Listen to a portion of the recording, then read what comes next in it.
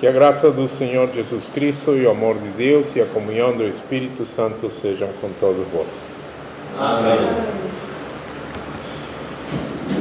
Este segundo domingo do mês de março de 2025, é chamado primeiro domingo da Quaresma, no calendário da Igreja Cristã. Primeiro domingo da Quaresma.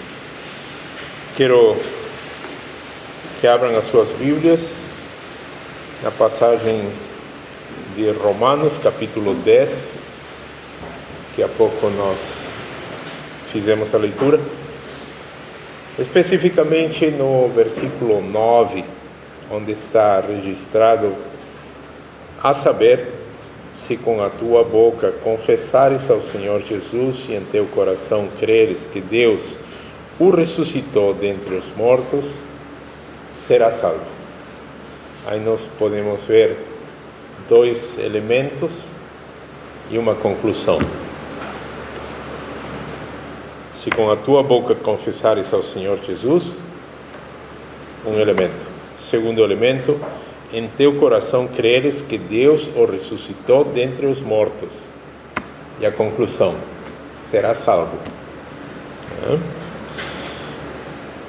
E a pergunta que foi feita: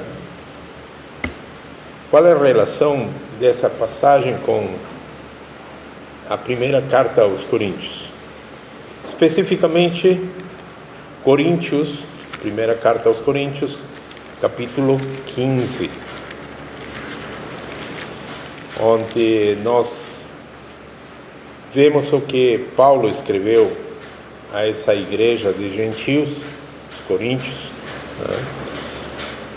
de versículos 1 ao 8. Também vos notifico, irmãos, o evangelho que já vos tenho anunciado, o qual também recebestes e no qual também permaneceis, pelo qual também sois salvos, se o retiverdes tal como vos tenho anunciado. Se não, é que crestes em vão. Porque primeiramente vos entreguei o que também recebi, que Cristo morreu por nossos pecados, segundo as Escrituras, e que foi sepultado e que ressuscitou ao terceiro dia, segundo as Escrituras, e que foi visto por Cefas e depois pelos 12. Depois foi visto uma vez por mais de 500 irmãos, dos quais ainda a maior parte vive, mas alguns já dormem também.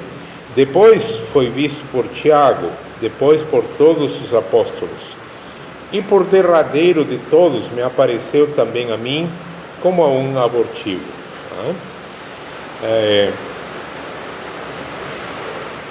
O apóstolo menciona aqui fé no Evangelho e confessar a Cristo como Senhor. Fé no Evangelho. E aqui é necessário que nós definamos esses termos, né? Primeiramente, fé no Evangelho. O que significa essa frase? Fé no Evangelho. Temos que ter a definição dos termos. Fé, diante de Deus, é certeza. Fé é a certeza. E Evangelho? Até pessoas que não participam de igreja nenhuma acreditam que sabem o que é Evangelho. Pensam que Evangelho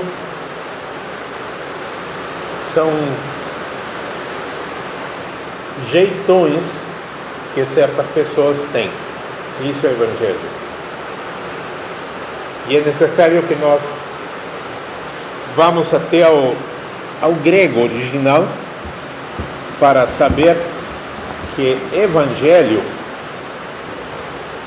é uma palavra formada por eu e angelon, que significa boa mensagem, boa notícia.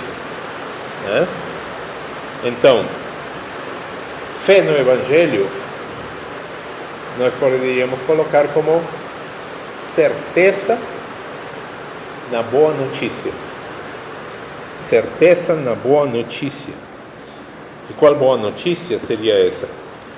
Romanos 4, capítulo 4, versículo 20 ao 25, onde Paulo escreveu: e não duvidou da promessa de Deus, está falando com respeito a Abraão, por incredulidade, mas foi fortificado na fé, dando glória a Deus, e estando certíssimo, observem, fé, certeza, e Abraão estava certíssimo de o que ele tinha prometido, também era poderoso para o fazer. Assim, isso, estar certíssimo, foi também imputado como justiça. Ora, não só por causa dele está escrito que ele fosse tomado em conta, mas também por nós, a quem será tomado em conta os que cremos naquele que dentre os mortos ressuscitou a Jesus, nosso Senhor, o qual, Senhor Jesus, por nossos pecados foi entregue e ressuscitou para nossa justificação.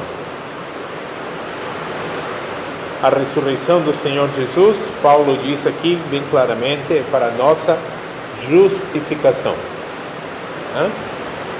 Então, em Romanos 10:9, nós vemos aqueles dois elementos sine qua non para a salvação. O que significa sine qua non? Sem o qual não. É um requisito indispensável, não pode ser dispensado. É algo sine qua non. Um exemplo bem claro: para você dirigir um auto, um carro, tem um requisito sine qua non: ter a sua carteira. Você pode saber dirigir desde um trator até um caminhão carreta, mas se você não tem a carteira, você vai ter problema com a justiça. Por quê? Porque a justiça estabeleceu no país que é necessária a carteira de motorista. É um requisito sine qua non. Então, com esse exemplo, aqui nós deparamos com dois elementos sine qua non. Primeiro, confessar com a boca. Confessar com a boca. E por que simplesmente eu não posso crer em Jesus para mim? Nós devemos lembrar que Paulo está escrevendo isso aos romanos. E escrevendo isto aos romanos, nós devemos lembrar que eles estavam debaixo do domínio do Império Romano, onde havia uma lei, e a lei estabelecia que somente César era Senhor. Por isso que os primeiros cristãos eram considerados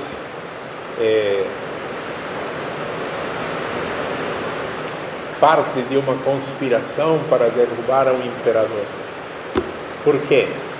Porque eles afirmavam que existia um Senhor, Jesus Kyrie. Jesus Kyrie era cumprimento entre os cristãos. Jesus é Senhor. Enquanto o cumprimento geral em todo o Império Romano era Ave César.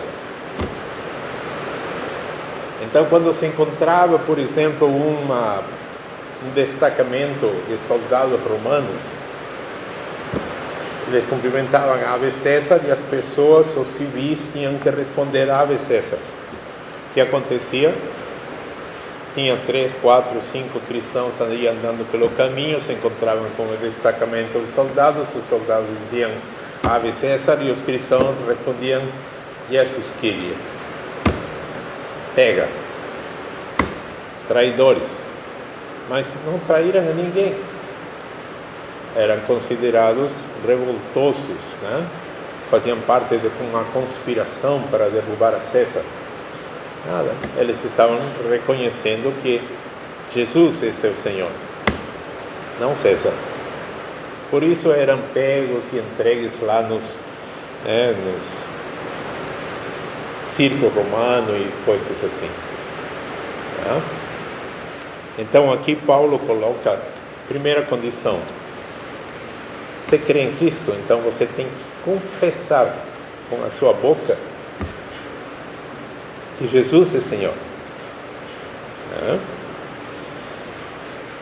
Isso é o que acontecia naquela época. E a segunda condição sine qua non, você tem que crer na ressurreição. Aqui em Coríntios 15, versículo 14, Paulo diz: e se Cristo não ressuscitou, logo é vã a nossa pregação e também é vã a vossa fé. 17.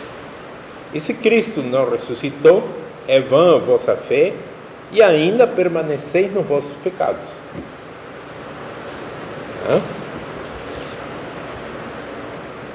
Então, essas duas condições para ser cristão: confessar a Jesus como Senhor e crer na sua ressurreição. E aí vem a consequência.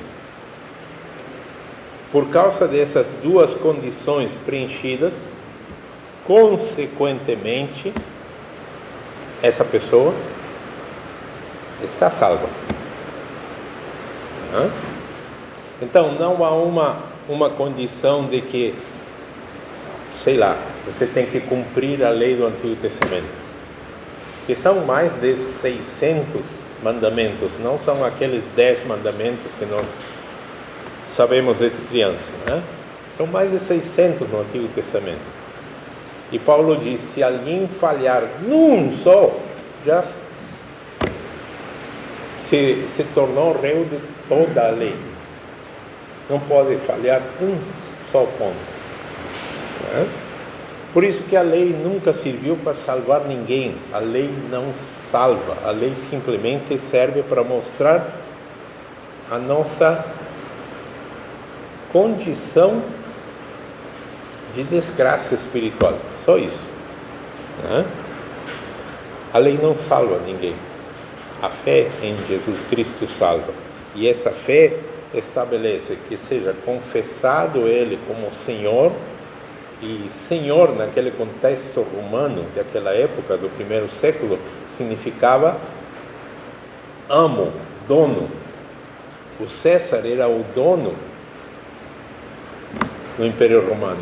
Se ele dissesse: matem esse aí, aquele perdia a vida na hora. Os Césares eram conhecidos pela palavra tirano. Era um tirano. Então, dizer que Jesus é Senhor, eu estou colocando a minha vida em perigo. Eu estou colocando a minha vida em risco diante desse contexto. Mas essa é assim, a primeira condição sine qua non. E a segunda condição: crer que Jesus ressuscitou dos mortos. Consequentemente, essa pessoa está salva. Então, em Efésios, capítulo 2, versículos 8 e 9, o apóstolo ensina a esses gentios também de Éfeso, porque pela graça sois salvos, por meio da fé. Isto não vem de vós, é dom de Deus, é um presente de Deus. Não vem das obras, para que ninguém se glorie. A salvação não vem das obras. A salvação não é porque eu fiz isto, eu fiz aquilo, eu cumpri isto, cumpri aquilo. Não. A salvação é pela fé, crer em Cristo, confessá-lo como Senhor e crer no coração que Ele ressuscitou dos mortos. Consequência, será salvo. Aos Coríntios, Paulo ensina, estamos aí em Coríntios capítulo 15, Paulo ensina que Cristo, primeiro, Cristo morreu pelos nossos pecados, segundo as Escrituras, é o versículo 3. Primeiramente vos entreguei o que também recebi. O apóstolo Paulo não inventou nada disso, ele recebeu do próprio Senhor Jesus. Quando? Quando ele se encontrou com Jesus no caminho a Damasco. Saulo de Tarso era o nome original dele, havia saído de Jerusalém com documentos, cartas, para perseguir a qualquer cristão que ele encontrasse no caminho. Algo semelhante ao que está acontecendo no Brasil. Todos da direita, da ultradireita são do mal e começam a perseguir. Mas espera aí, do mal? Essa velhinha com uma Bíblia, essa velhinha de 70 e poucos anos, é do mal, porque está com uma Bíblia. E lá naquela época, Paulo fazia isso. Saulo de Tarso. Exceção do mal. E saiu disparado de Jerusalém para Damasco. E no caminho, o próprio Senhor Jesus, a quem Saulo não conhecia, se apresenta. Saulo cai por terra e apavorado diz: quem és tu, Senhor? E o Senhor Jesus respondeu: eu sou Jesus a quem tu persegues. Tu está perseguindo a minha igreja. E aí Saulo deixa de ser Saulo de Tarso, passa pela conversão. A partir daquele momento chamam ele de Paulo, E o próprio Senhor ensinou tudo para ele, de uma maneira miraculosa. O apóstolo Paulo disse: eu não recebi de homem nenhum dos apóstolos me ensinou o que eu sei. O próprio Senhor me ensinou. Então,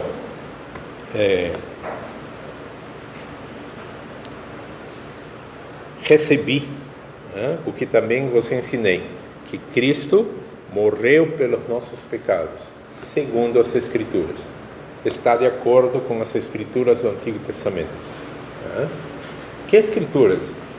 Lá em Isaías diz: o castigo que nos traz a paz. Se nós temos paz hoje com Deus, é porque o castigo que nos traz a paz foi colocado sobre ele na cruz.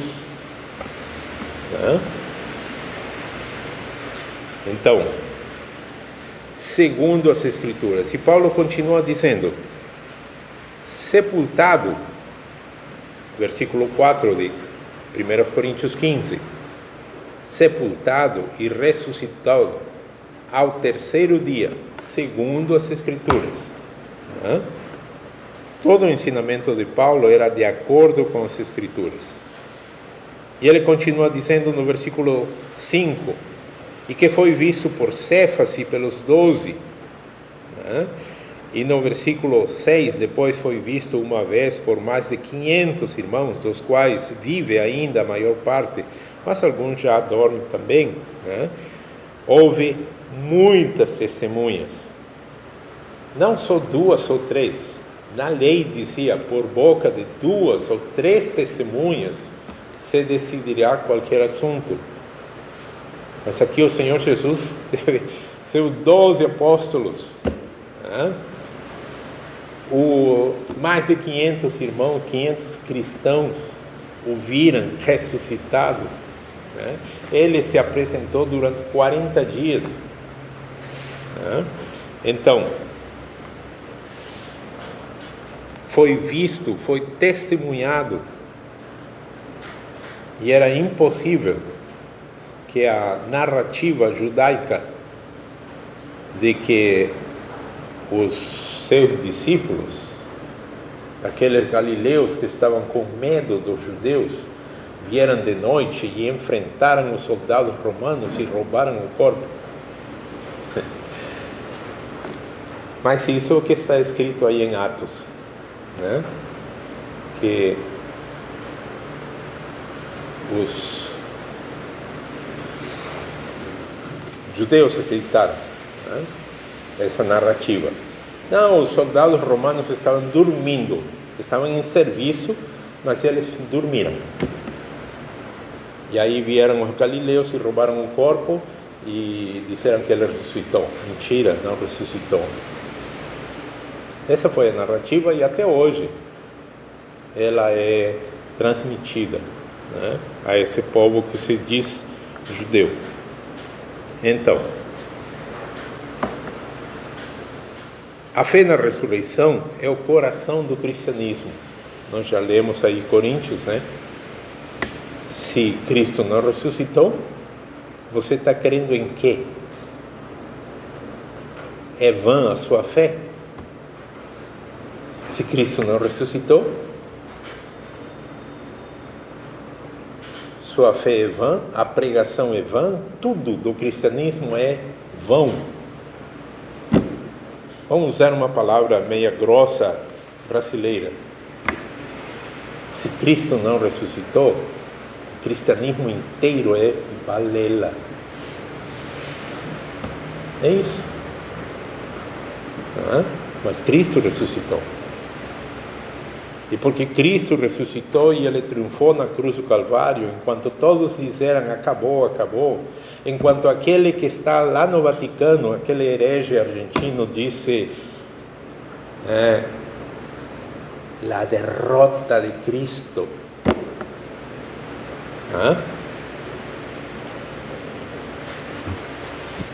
Enquanto Ele estava na cruz do Calvário, derramando seu sangue, pagando pelos pecados, a Bíblia também nos diz que estava triunfando sobre esses seres espirituais que foram enviados, jogados dos céus e enviados aqui nas regiões aéreas. E é por isso que em qualquer instante, quando um cristão estiver numa situação de perigo, não digo de perigo com outras pessoas, com outro ser humano, mas de perigo espiritual. Quando você está em um local que todo mundo teme porque tem assombração, e realmente tem umas coisas estranhas que você não consegue, tem uns barulhos, tem umas sombras, tem não sei o quê, e no momento em que você diz em nome de Jesus, tudo isso acaba. Quantas vezes lá no meio do mato, eu sozinho, isso aconteceu? E quantas vezes também eu orei e disse em nome de Jesus, e imediatamente toda a incomodação desaparecia.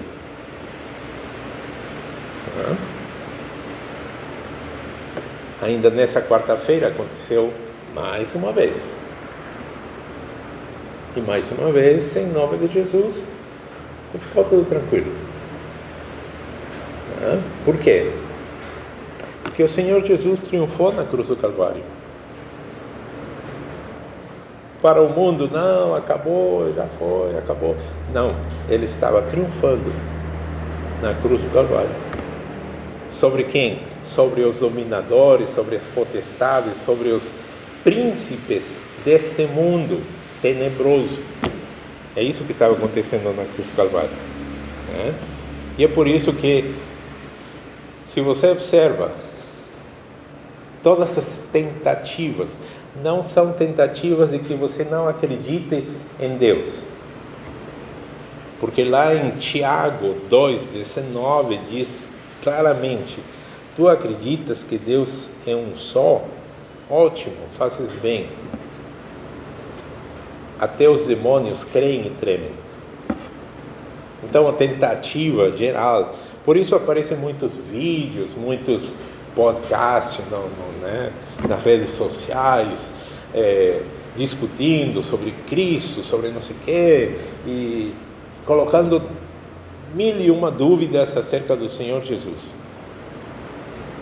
Porque o X da questão não é a crença em Deus. Em Deus, até os demônios acreditam. Crer em Deus não salva a ninguém.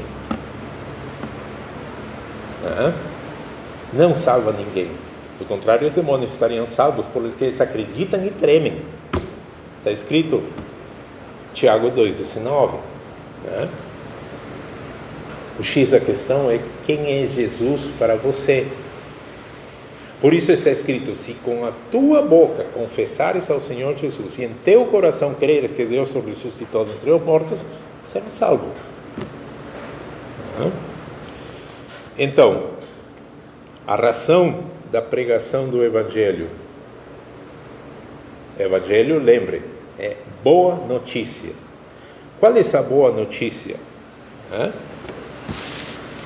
Em Efésios 1,13, nós encontramos o seguinte: em quem também vós estáis, falando de Cristo, vós estáis em Cristo, depois que ouviste a palavra da verdade, o evangelho da vossa salvação, e tendo nele também crido, fostes selados com o Espírito Santo da promessa, o qual é o penhor da nossa herança, para a redenção da possessão adquirida, para louvor da sua glória. Ouvir a palavra da verdade,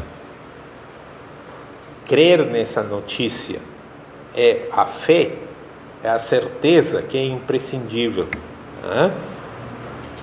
e ser selado com o Espírito Santo da promessa, isto é, virar habitação de Deus. O Senhor Jesus disse em João capítulo 14, ele afirma o seguinte, no versículo 23. Jesus respondeu e disse-lhes: se alguém me ama, guardará a minha palavra, e o meu Pai o amará, e viremos para ele, e faremos nele morada. Então, ouvir a palavra da verdade, a boa notícia, crer nessa notícia e ser selado com o Espírito Santo da promessa. Isso que acontece com todo aquele que crê, que confessa ao Senhor Jesus e crê em seu coração que Deus o ressuscitou dos mortos, está salvo. E está salvo porque ele tem um carimbo, porque ele tem um selo no seu mais íntimo. Não é porque a gente virou um anjinho, não é porque a gente não quebra um prato, não mata uma mosca, não é nada disso. É porque você cumpriu as condições sine qua non. Confessa ao Senhor Jesus com a sua boca e crê no seu coração que o Senhor Jesus ressuscitou dentre os mortos. Nesse instante, o Espírito Santo faz morada. Em Efésios 4:30 está registrado o seguinte: e não entristeçais o Espírito Santo de Deus, no qual estáis selados para o dia da redenção. Estáis selados para o dia da redenção. E aos Coríntios, na sua segunda carta, o apóstolo Paulo escreve o seguinte, no versículo 22 do capítulo 1, o qual também nos selou e nos deu o penhor do Espírito em nossos corações.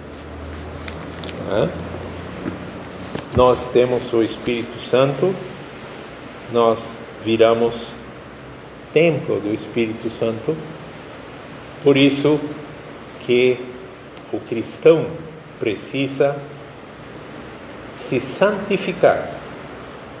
O que é se santificar? Santificar é separar algo e dedicar aquilo para Deus. Então, o cristão precisa se santificar. O que significa? Se separar de tudo aquilo que não presta.